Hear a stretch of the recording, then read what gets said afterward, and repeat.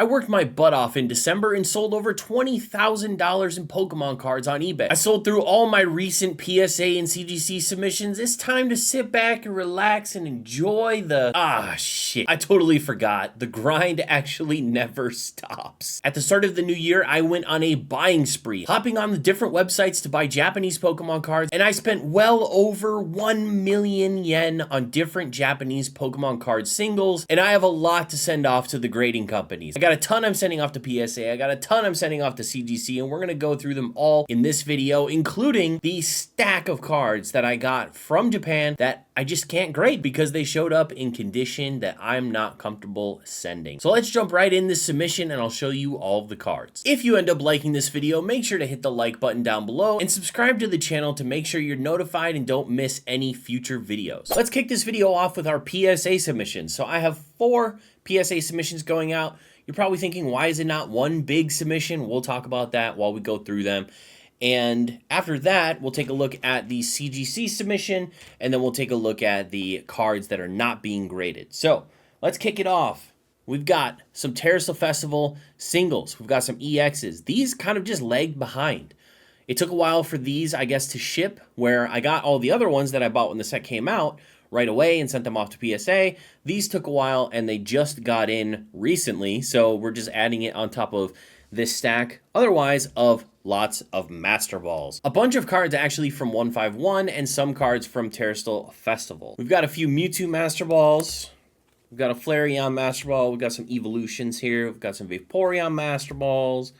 We got some Jolteon Master Balls. Basically all of the Pokemon except for the larger of the Master Ball cards. So you're not going to see Gengar, you're not going to see Pikachu, because those are a bit out of my price range for a lot of what I like to buy and resell. But we've got a ton of the starters here: Squirtle, Wartortle, we've got Charmeleon, we've got a bunch of Charmanders. There are some Master Balls that showed up, not nearly as many as these, but some that I am setting up to CGC because the centering was just, they were just nice. So we've got Moltres, nice legendary bird. We've got Articuno, we've got Lapras, very popular Pokemon, we've got Arcanine, multiple of those. I actually bought a lot of these when the set first came out, but I focused on Pokemon like Arcanine, Gyarados, Lapras, Snorlax, those Pokemon, instead of the Pokemon everyone else wanted, which were Gengar and Pikachu. Kind of the same Pokemon here I bought back then, because a lot of them were under $10 raw. And a lot of these now are like between $10 and $20-ish raw. But at the time, I was buying them for like $8 raw. And I got a bunch of them back, sent them straight to CGC. They all got pristine 10s. And I made a killing on those, just focusing on the popular Pokemon, but not the ones that everyone else was focusing on in the moment. I think that's kind of what I like to do. You're going to see that a lot in this submission. It's not going to be a lot of cards that you're going to expect, in my opinion. It's going to be a lot of cards that are very cool, popular Pokemon, but cards that people aren't really talking about right now. So we've got Gyarados, we've got Scyther, and we've got a Haunter.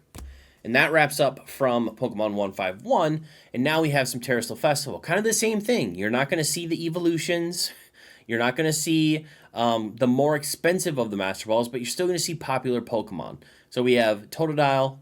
I bought some Feraligatrs, very popular starter. I bought some Jirachis, very popular mythical legendary Pokemon. I forget if Jirachi is mythical or not, but we've got Alakazam, very popular Gen 1 Pokemon. Cerulege, probably one of the most popular Pokemon from Gen 9. And Zoroark. Zoroark's kind of a Pokemon that Pokemon Company seems to keep trying to push on us, but everyone keeps kind of rejecting him. But I think Zoroark, to some degree, is pretty popular, so I picked up a couple of those as well. And Milotic is having a resurgence recently with that amazing Surging Spark special illustration rare, so I picked up a couple of Master Balls to try out Milotic in the Master Ball form. Now, the next submission I have is from the Sun and Moon era, so you're probably thinking, why not combine all these cards together if they're all going to PSA, basically all at the same time for all at the same tier? So when I look at these cards, they're very different to me. How you judge centering is going to be very different, and just the look of them and everything is very different. So to me, I feel like it's a little bit different to have a full sub of one style of card and a full sub of another style of card, because then the PSA grader isn't comparing like the centering on this card to the centering on this card. I don't know if that's true or not, if it really matters, or if the standards are so airtight. We know that they're not, especially at PSA. But I figure, why not just send all of the Sun and Moon era cards together and all of the kind of newer modern cards together, because I just don't want these to be compared and these to look more off-center than these ones, really, is what I'm hoping for. All right, so Sun and Moon cards. I love tag teams. I love tag teams. I love the GXs from this era. I think they have great textures. Let's go through some of these. So I bought some of these promos, the EV Snorlax promo. I think about 3 or 4, and I think one of them got canceled, and one of them was not good to send. So we have 2 that will hopefully get the PSA 10. We've got a nice gold card, Lucario Melmetal. I had another gold card. I think it was the Greninja Zoroark maybe, or the Garchomp Giratina, one of the 2, and unfortunately that one is in the non-grade pile. But now we've got some rainbows. So Tag Team Rainbows, Charizard Braixen. We've got Pikachu Zekrom. I really like these rainbows a lot. These rainbows get criticized a lot for, being very samey. Like, if you hold it out far enough, you can't make out the Pokemon. I enjoy these a lot. I think they look really nice. Any card with multiple really popular Pokemon on it, like Umbreon and Darkrai, I am down to buy. So we've got Umbreon Darkrai. We've got Espeon Deoxys. We've got Sylveon Gardevoir. Latios, we've got 2 of those. Garchomp Giratina, Celebi Venusaur, we got 2 of those. Greninja Zoroark, we got 2 of those. And now we're getting into the regular full art rainbows. So, non-tag teams, these are just the Pokemon. And you're going to see a trend, because we're going to see a lot of the same Pokemon, just not in tag team form. We have the Latios. Oh, we have this beautiful Suicune. Look at the texture on that sucker. Oh! When this came in, it was so minty. I'm really excited about that one. It's not super expensive in a 10, but whew, it is gorgeous. Absolutely gorgeous. All right, now regular full arts. We're moving on from the rainbows back to the tag teams. So we have Charizard Braixen. We had a rainbow of that. Now we have a tag team. We've got a couple of them. Umbreon Darkrai. Mewtwo Mew. We've got a few of these going out. Gengar Mimikyu, one of the better of the tag teams, in my opinion. Gengar Mimikyu, so good. You'll also see that I haven't bought a lot of the alternate arts, like at all, except for that promo, because they're expensive. I don't want to spend that much on a single card, especially if I'm trying to like up my volume and really kind of get a lot of bulk going and get a lot of slabs in and just growing my store and stuff. I don't want to spend a ton of money on like 10 alternate arts when I can buy, 40 regular flat, full art GXs for the same amount of money. So we've got Gengar Mimikyu, we've got Espeon Deoxys, we've got Celebi Venusaur, a lot of the same cards that we saw before. We've got Sylveon Gardevoir. I think I have like 4 of these on my eBay store, and I'm still picking up more.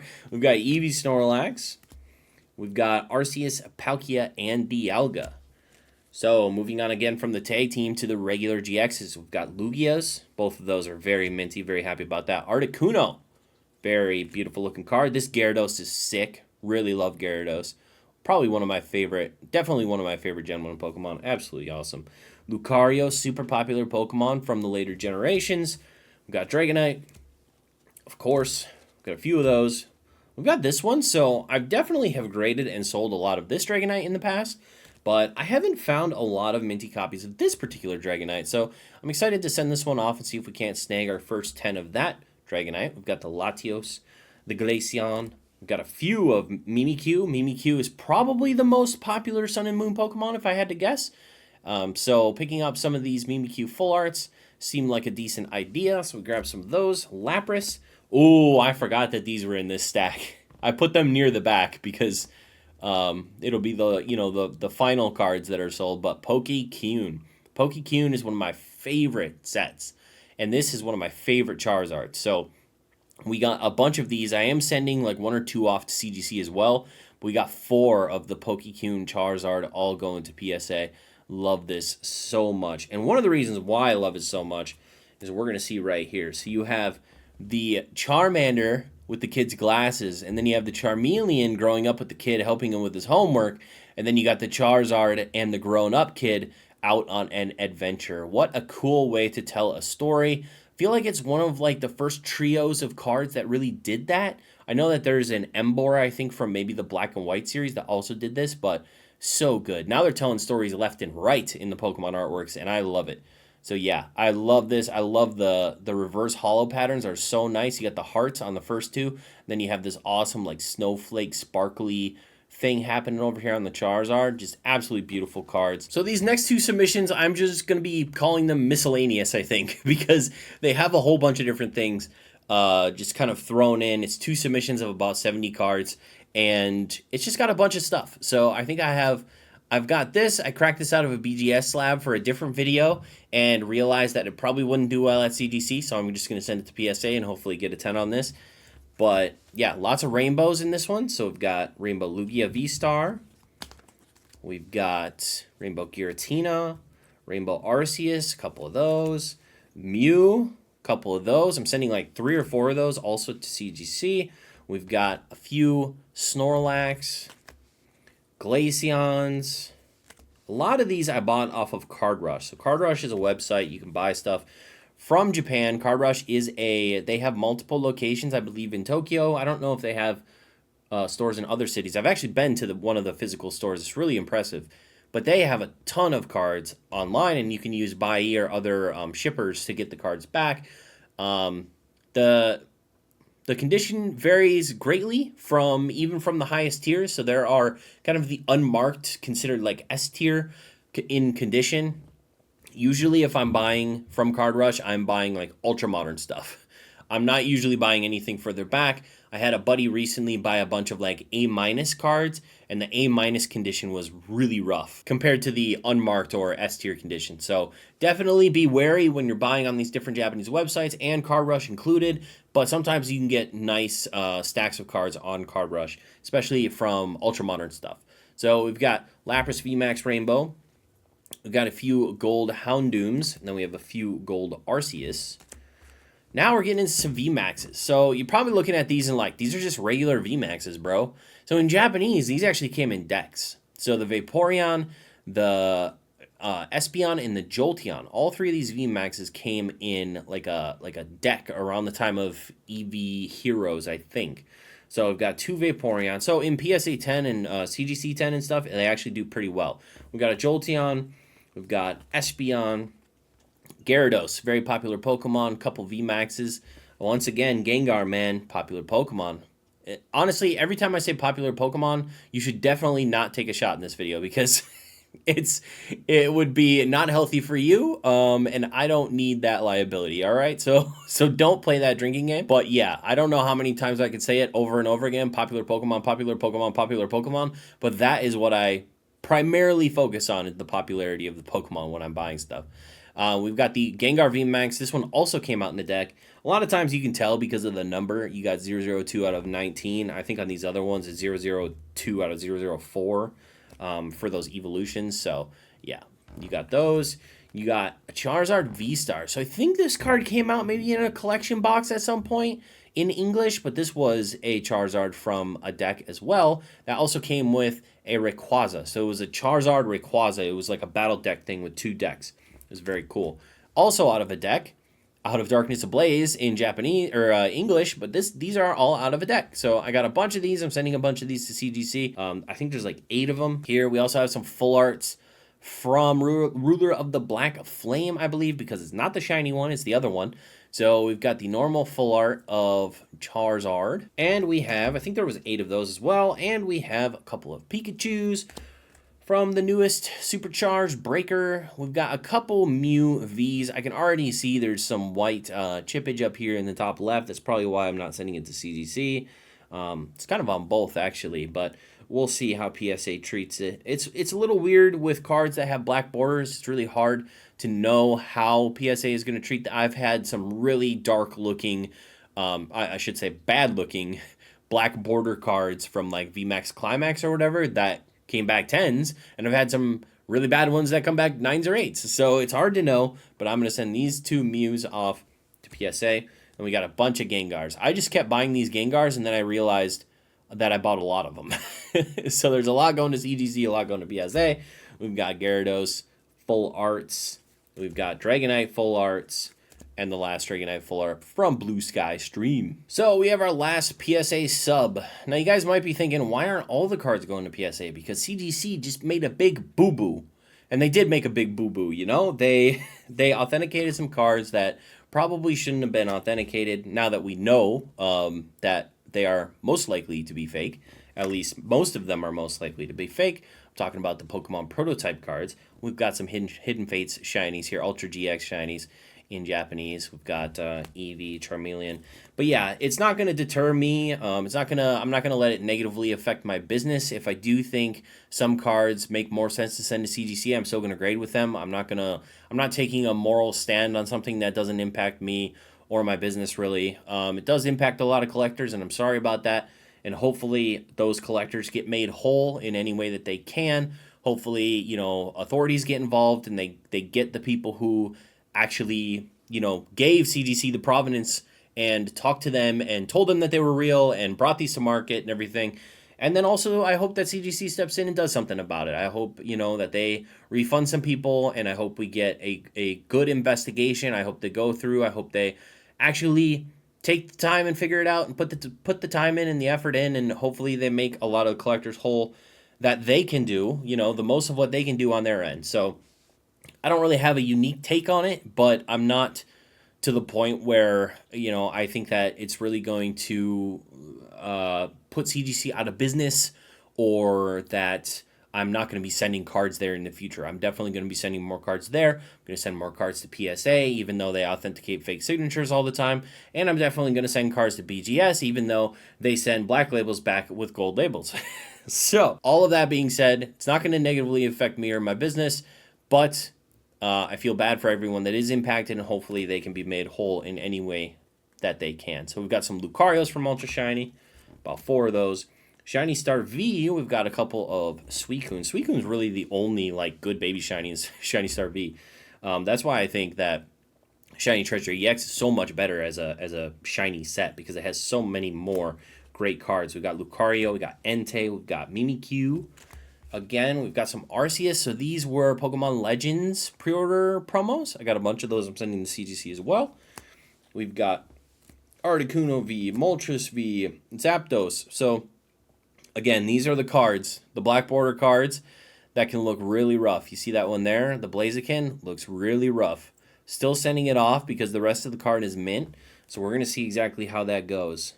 In all seriousness, it should probably get an 8 or a 9 based on how rough the edges are. But you never know. I've had cards show up like that and get 10s. I've had them show up like that and not do well at all.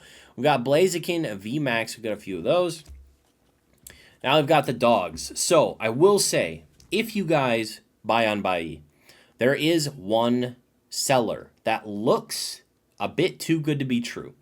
And their username is Monpoke or Monopoke. They have on their store a lot of lots, like big lots. The lot that I bought of this, I think was 10 of each of these. All of their condition descriptions are new, like new unused or no obvious damage or dirt. And as you can see, I bought 10 of each of these. There are a couple maybe one Raikou that's going to CGC, but only 2 Suicune are going to PSA. Only 2 Raikou are going to PSA, and then we have quite a few of the Entei that showed up in decent condition. But overall, not very happy with overall condition of those cards, and definitely would not recommend getting sucked into Monpoke as a seller on buyee, because that was brutal. That was brutal. There's a lot of cards in there in the non-gradable stack that came from Monpoke. We've got Lucario V-Star. We've got Charizard V-Stars, a couple of them. And then we have some art rares. We've got some 151 art rares from the starters, of course. We got some of this Moltres, so I picked up some of this Moltres. I really like this artwork a lot. The Conda Moltres looks really nice. It looks like a traditional tattoo or something. It's a really interesting looking Moltres. This came out as a tin promo, I think, in English, but it is a pull in Japanese. It's usually how that goes. We've got Mew, a couple of those, a couple going to CGC as well. All of these cards have multiple going to CGC. We've got the nice Houndoom, probably the one card worth pulling from Shrouded Fable. We've got Flareon.